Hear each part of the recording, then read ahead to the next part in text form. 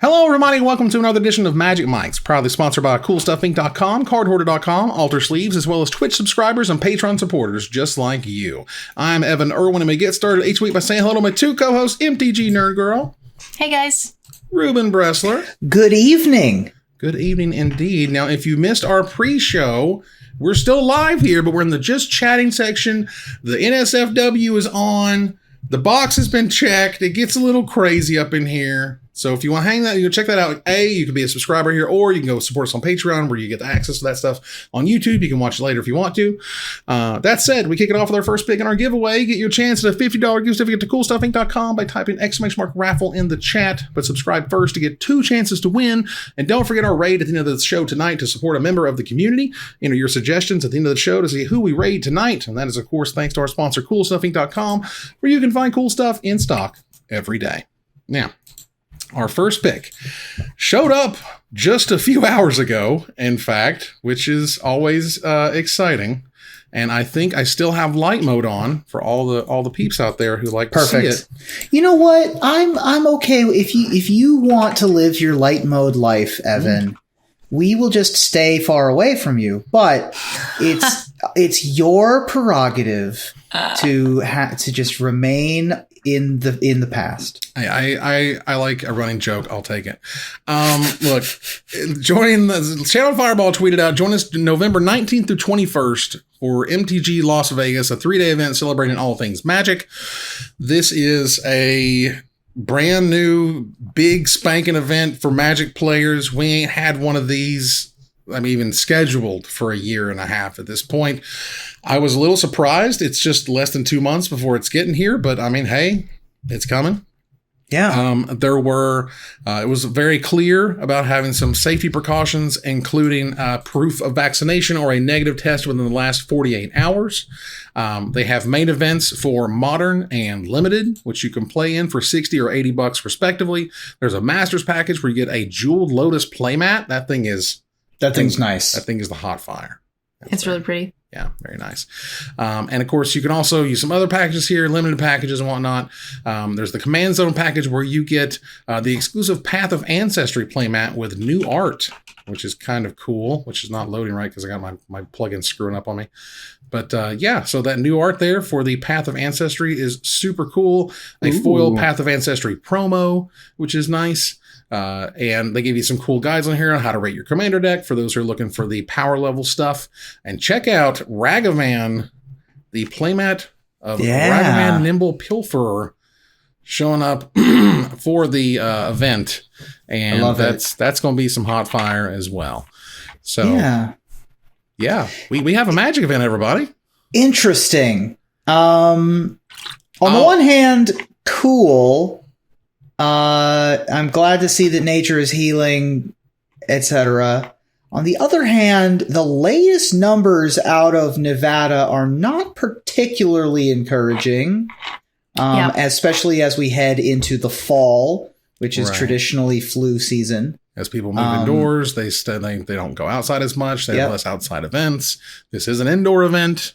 I recognize certainly that there's a need, you know what I mean? Yes. Certainly a want. There's a desire, sure, right? There's a desire to get these events back, to keep going to big events because big events are fun and neat and cool. Yeah.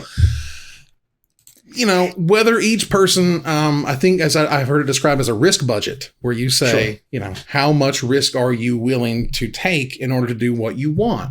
Are you going to go? And then when you come back home, do you try to quarantine yourself? Do you bother with that? Do you care about enough?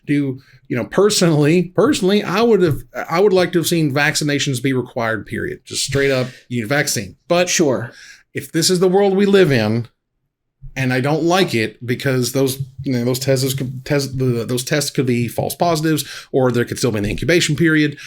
But whatever, make sure you wear your mask. If you can't get vaccinated, for the love of God, get vaccinated. And I want everybody to have fun. This is not going to be a me thing because I'm still in the I could die, and I already have enough lung problems, quite frankly. But for those who want to go, I obviously wish them the best, and I hope it's a great event. It looks cool. This is also one of the first large Magic events that doesn't lead into anything. It's here because it's cool to be here. ... Yeah.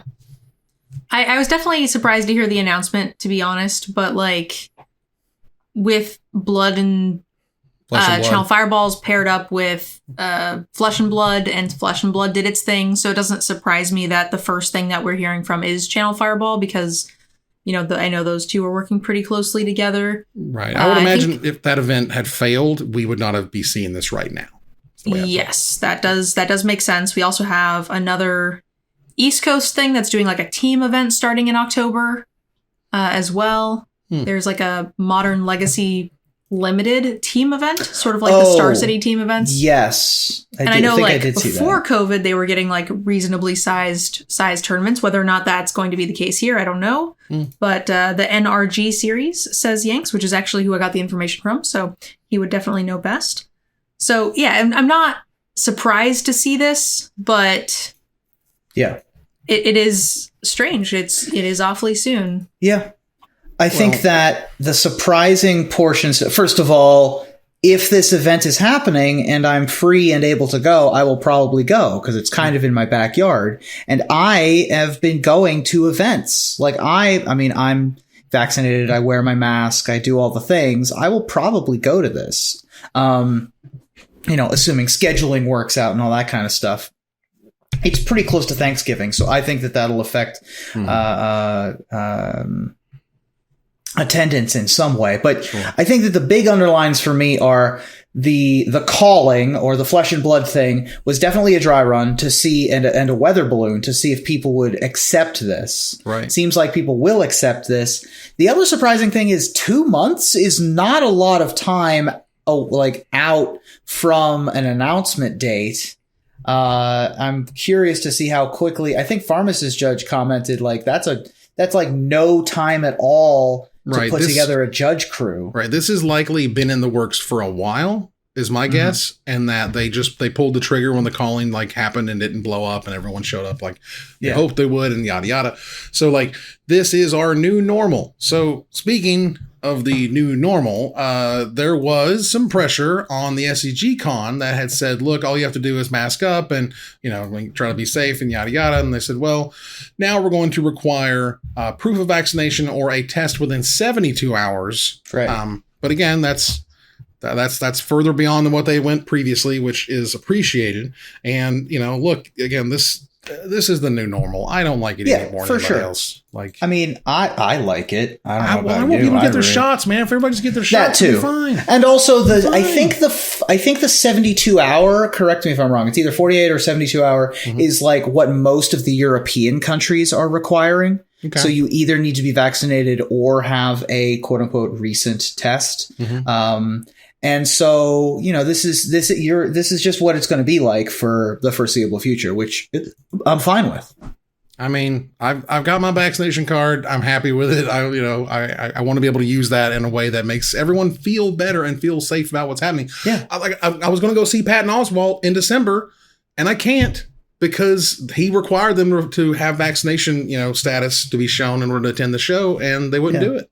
Sure. So suddenly I'm not seeing one of my favorite comedians who I've been waiting 9 months or whatever now to see. So that's the problem too is that there's no way to really prove it. So I told you guys, I went to PAX just recently last month. They were requiring proof of vaccination.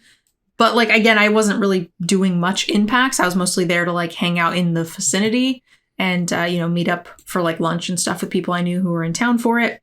But yeah, all you have to do is you walk up, you show them a vaccination photo, a photo of your card, and then they give you a wristband, which you could just take off and give to somebody if you wanted. Yeah. I mean, and then you just walk in and out.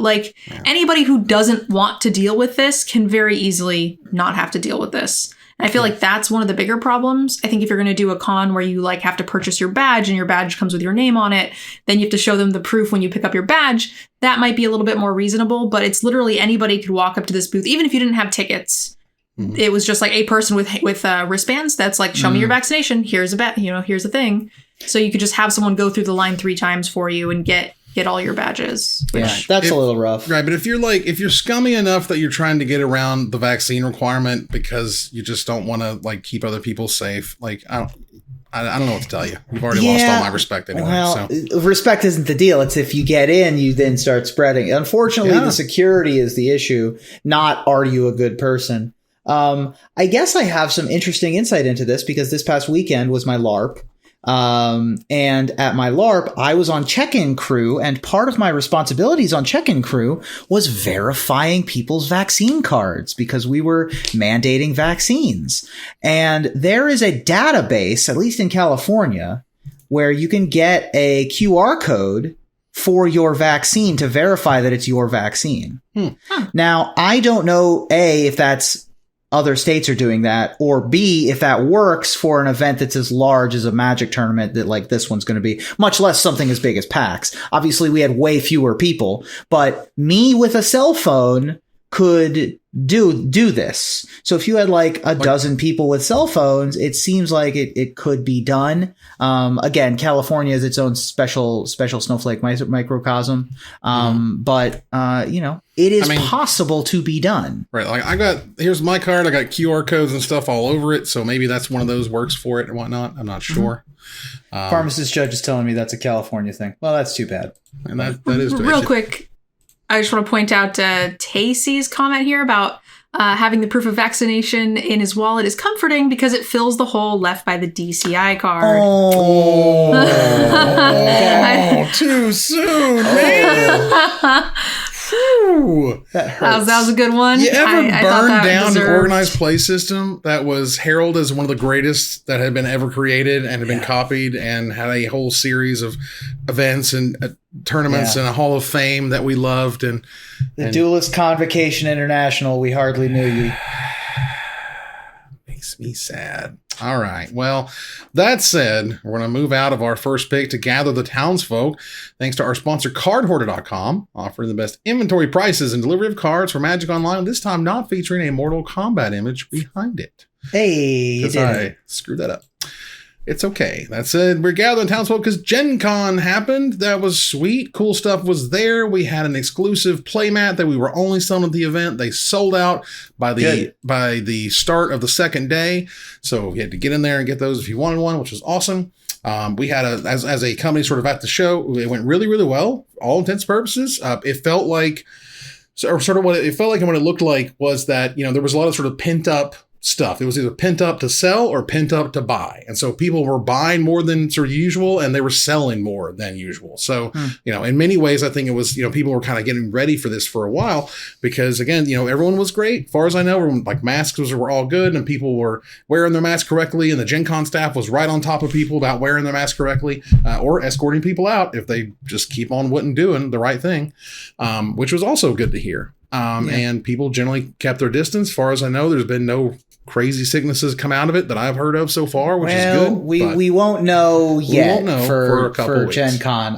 I would be interested to see the numbers in Indiana because Indiana is also not great when it comes to numbers. Indianapolis in particular. And Gen Con's huge. I mean, even though it was half the size it normally is, Gen Con's enormous. And so, I'll wait for Adam Fisher to post his stats on Facebook for me before I have any, details. I mean, as far as I know, it was at half capacity and they never sold out. So, that's okay. Take that how you want.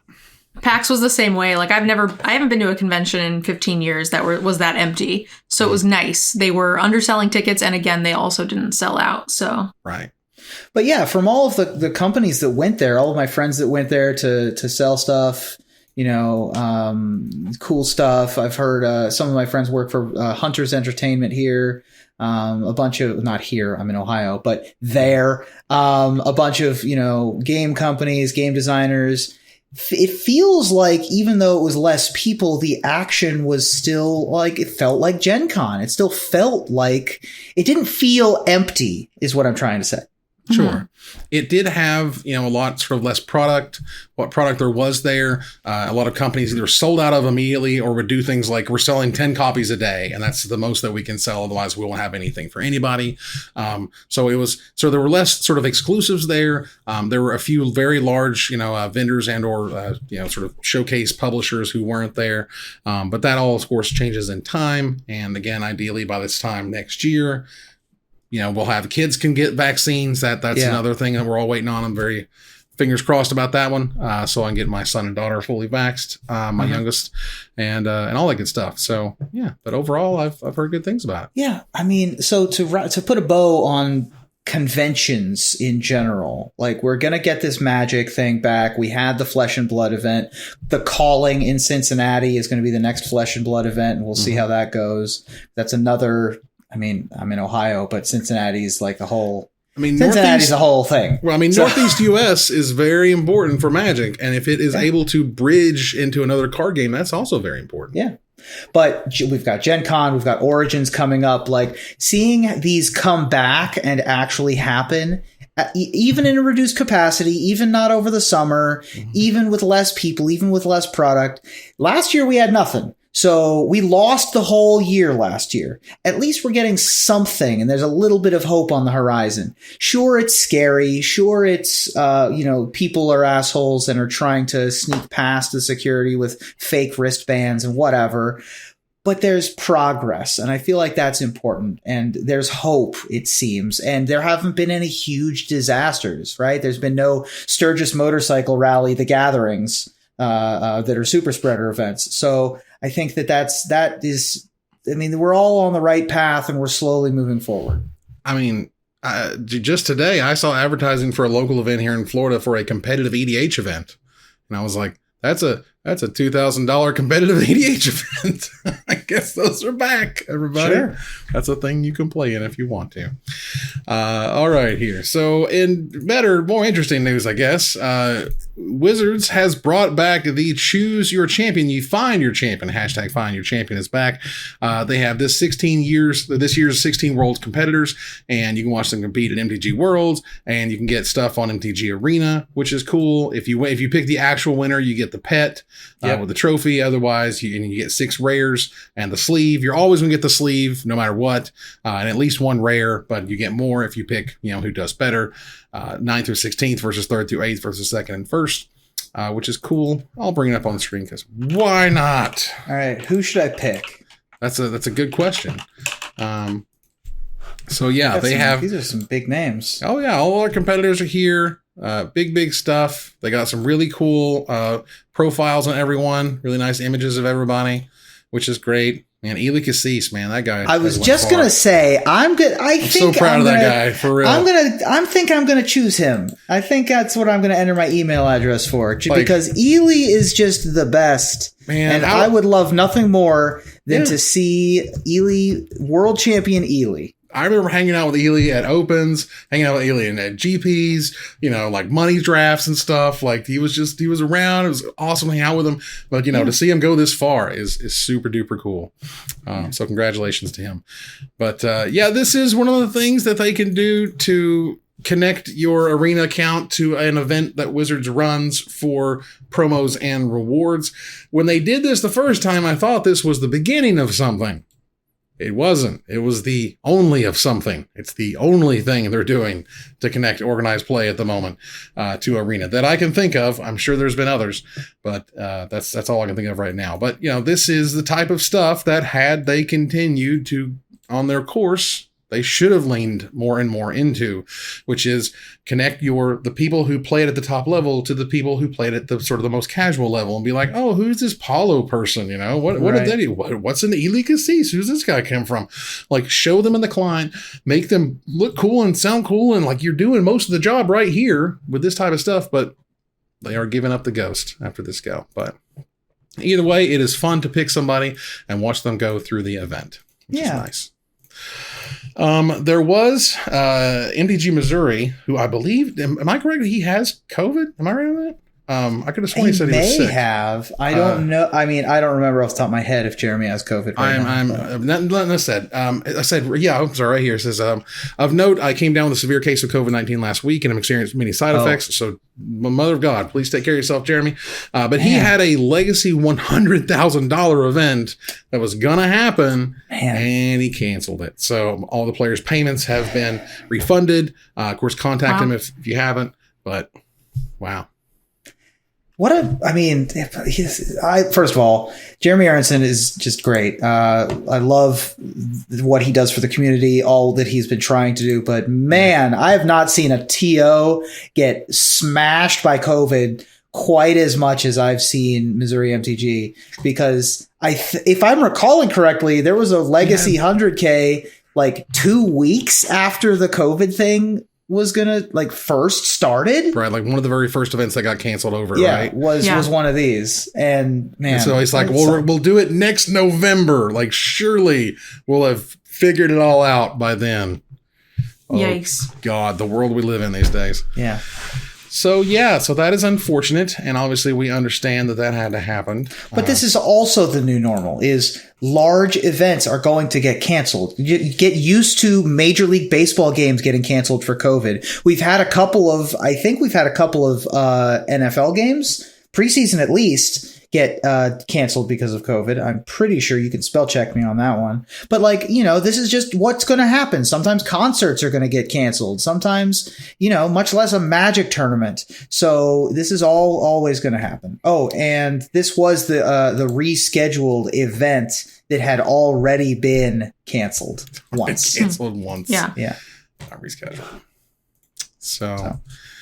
Yeah, that kind of stinks. But moving on to other things that kind of stink. Kind of a downer week out of nowhere with all of the events coming back. Still kind of an upsetting week. Yeah. This made me mad. Everything else was kind of upsetting. This pissed me off. You know what this looks like is that an executive at Wizards. Tell the people what it is first. Let's look at this. Okay, first of all, Matcherino. You might have heard of MTG Melee. MTG Melee is software that was created, a website and software that was created by a Magic judge to help run Magic events online because we had that need a year and a half ago. Well, you've probably heard of MTG Melee because it's been used by a lot of organizers for a whole bunch of events. It's really easy to use. It's great to see the list that were used. It creates the pairings and stuff for you. It has a whole communication system in it. It's got the works. They built from the ground up for Magic the Gathering. So Wizards, of course, is immediately abandoning it after using it for a while for something called Matcherino. Matcherino works with other companies. They work with EA and League of Legends and some others in order to sort of create events and then be able to pay out those events with in-game currency. That seems to be one of the big highlight here, is that you can win the magical currency, not real dollars that would have tax problems or governmental issues or cross state lines or whatever. The point is that Matcherino is a digital platform that offers new ways to organize tournaments, yada, yada, yada. So there's events that you can play in, which is cool. Croquis, they have Croquis signed up here to do a launch tournament for the Innistrad Midnight Hunt. So they're going to do a 2-day event celebrating the release of the latest set.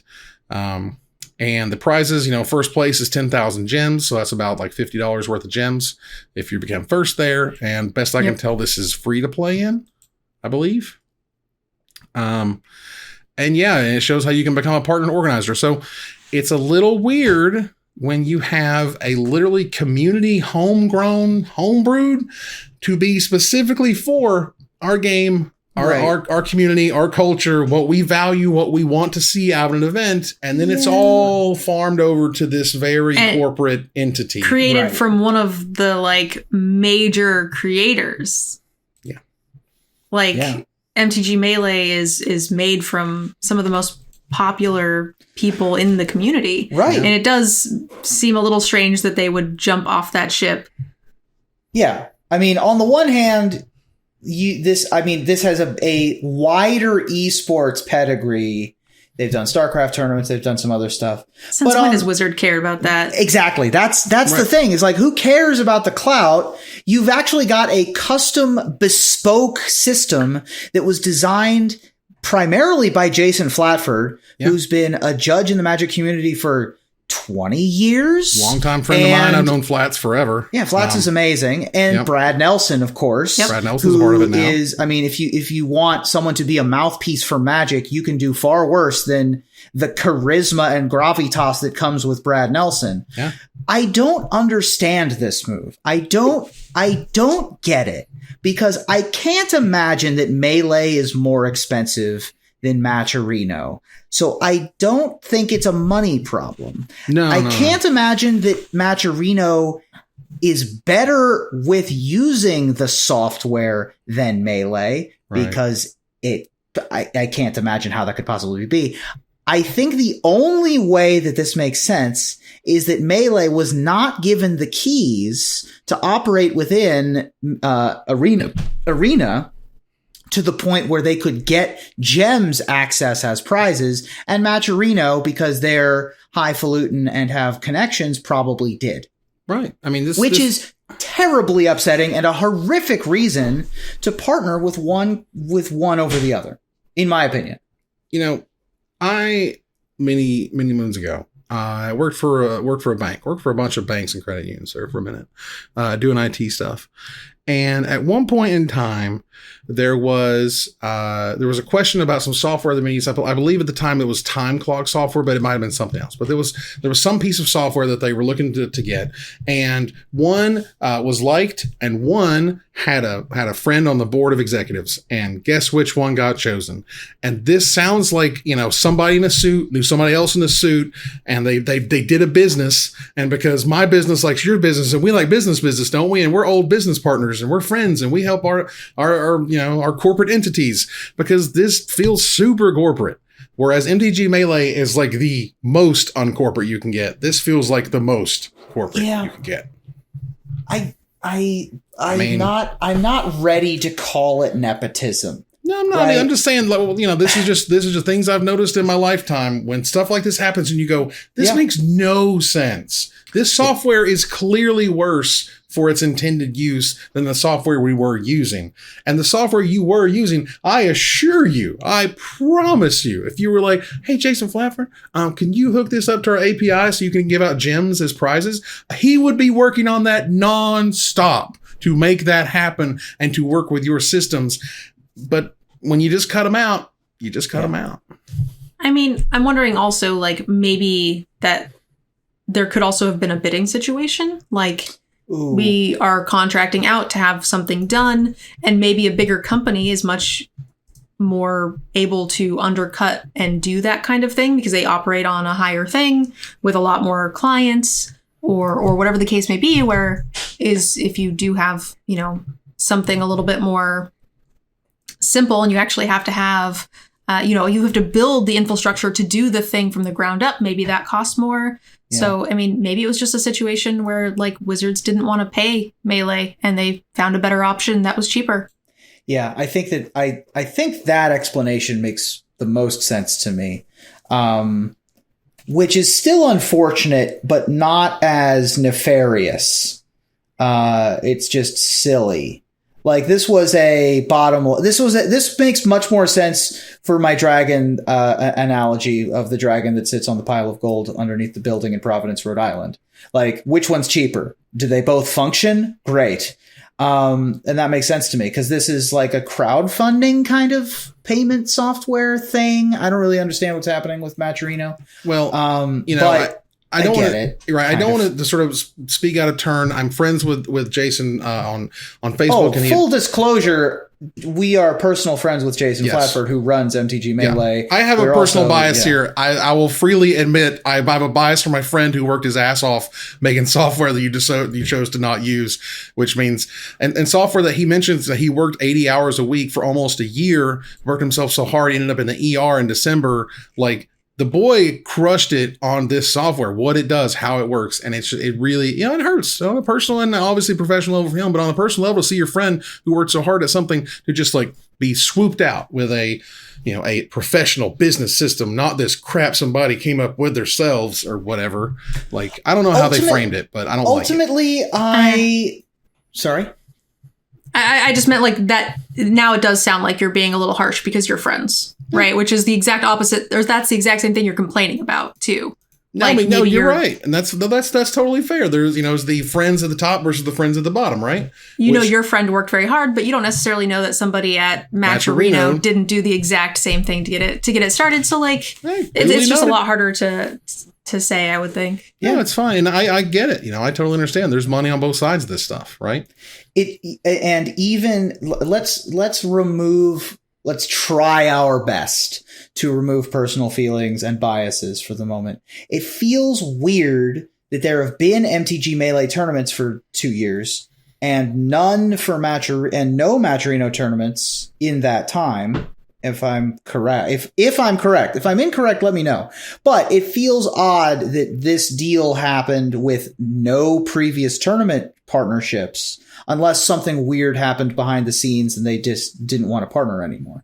Anyway, we're belaboring this point a lot longer than it needed to. The point is, we're going to move on here into Desperate Ravings. Check out our altar sleeves at altersleeves.com. You can support the show by using the code MAGICMIKES at checkout for 5% off anything in the store, including a set of exclusive sleeves featuring the Magic Mikes crew at altersleeves.com/MagicMikes. We got some new designs. They're coming soon. We love them. We'll like them.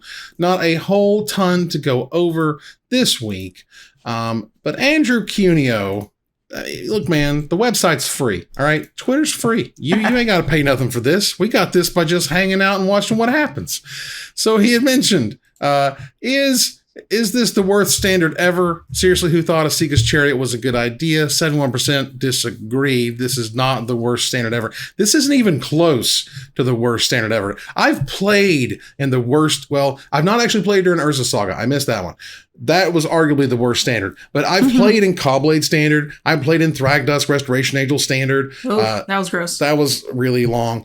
We played in the Gideon Ally of Zendikar standard. That was absolutely miserable. There's been plenty Affinity. There's plenty. I played through. Rebels. I came back in Affinity. I've seen terrible standards. This ain't one of them.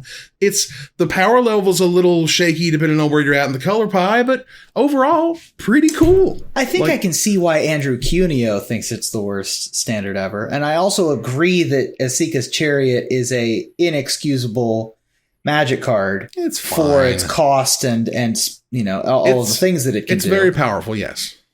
But yeah, I mean, it seems like there's 2 or 3 top decks, 3 or 4 mid-range or middle of the road decks, and a lot of exploration left to do. Yeah, so. I mean, the Vanishing Verse is fine. The Prismari command works great against Asika's Chariot. There's a bunch of different ways that you can stop what you describe as the best thing. Because right now it feels like the best thing in Standard is Blood on the Snow decks or Ren and 7's token being copied by Asika's Chariot. Those are 2 of your power extremes in the format, and that's fine. That's where we're at. It's okay. Yeah. Aggro decks can still be good. It's not like you have to play X deck or nothing, literally nothing is viable. That's not, I don't think that's how it is. It doesn't feel like that's how it is. But either way, and I don't really care much about the Decayed animation shouldn't be happening one at a time. Yeah. Yada, yada, That yada. is funny that was directly a complaint from LSV specifically, but yeah, I mean, that should just happen quicker. Yeah, Ren and 7 is a busted Magic card. If we have to play Pithy Needle Main, we will. All right, we'll do it. They give us the tools. All right, let's go ahead here and turn the corner to the finisher. There has not been a vanilla creature printed since Strixhaven, and only 3 vanilla creatures, that is, creatures with no abilities, have been printed for Standard in 2021. Mark Rosewater confirmed on Blogatog that this is a conscious decision. So, which is interesting to say the least. So tell me, what is your pitch for a new vanilla creature, Ruben? I got a good one for you. The all-day dragon. Nothing special. It's just open 24/7. Oh, very nice. Nerd Girl? You read that too quickly. I accidentally closed my thing. Oh, no. Oh, no. I lost it. I'm the worst. I literally just went to click to it and it minimized. It's do open. Yours. It's okay. Do yours, Evan. Okay. And then we'll cut to Nerd Girl going last. Oh, no. It's in the channel, in the Discord. I'm working on it. All right, that's cool. Well, look, no abilities, no keywords, 4 power, 20 toughness, 420 blaze it. All right. Hey, we did it. I mean, all of the punchlines like punchlines layer to me. All of the punchlines were super short this week, so you don't have a ton of time to find it. I knew mine was coming. I went to click on it. But what I really want is just one thing. A Sex You Elemental, a 6/9, nice. Nice. Giggity. Nice. Giggity. Very nice. All right. And that ends another live episode of Magic Mike's. Thanks for joining us here to discuss all things Magic. Thank you, Nerd Girl. Thank you for having me. Thank you, Ruben. Nice. Moving here to our final slide. I want to thank our sponsor, CoolStuffInc.com, our co-sponsors, CardHoarder.com and AlterSleeves.com, my co-host, Nerd Girl, and Ruben Bressler. You guys for watching and listening. I hope you support us at Patreon.com/MagicMikes. Please follow, like, tweet, favorite, share, subscribe, do everything social that tells people we exist. Catch us online on our Discord, twitch.tv at Magic Mikes, on Twitter at Magic Mikes Cast, our Magic Mikes subreddit, and like the Magic Mikes page on Facebook. Or join us here next week, same time, same place, for another episode of Magic Mikes. Good night, everybody.